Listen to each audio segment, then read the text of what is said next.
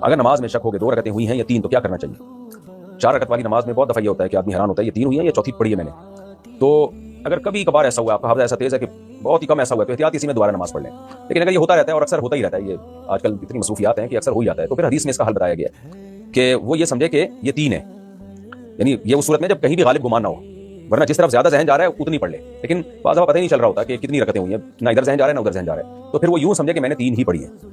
لیکن اس بات کا امکان بھی ہے کہ چوتھی ہو, تو تیسری رکعت کے بعد وہ قاعدہ کرے گا اور اس میں تحیات پڑھے گا, درود شریف اور دعا نہیں پڑھے گا. تحیات پڑھ کے وہ کھڑا ہو جائے گا.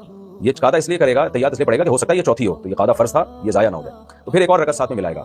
اب یہ رکعت یا تو چوتھی ہوگی یا 5ویں ہوگی, اور اس کے بعد پھر تحیات پڑھ کے سجدہ سہو کرے گا. سجدہ سہو اس لیے کرے گا کہ تحیات کے بعد یہ 5ویں رکعت کے لیے کھڑا ہو گیا تھا, اور اگر یہ چوتھی رکعت تھی تو تیسری رکعت کے بعد بیٹھا کیوں تھا, تو اس کی تلافی پھر سجدہ سہو سے ہو جائے گی. تو اس طرح سے یعنی شک ہو رہا ہے کہ 3 پڑھی ہیں کہ 4 پڑھی ہیں, تو یوں ہی سمجھے کہ 3 پڑھی ہیں, لیکن قاعدہ بھی کرے یا تحیات بھی پڑھے, اس کے بعد کھڑا ہو جائے, سورہ فاتحہ پڑھ کے اور تلاوت کر کے, اور اگر فرض نماز ہے تو صرف سورہ فاتحہ پڑھے اور 2 سجدوں کے درمیان تحیات پڑھ کے سجدہ سہو کرے اور پھر تحیات پڑھ کے سلام پھیر لے.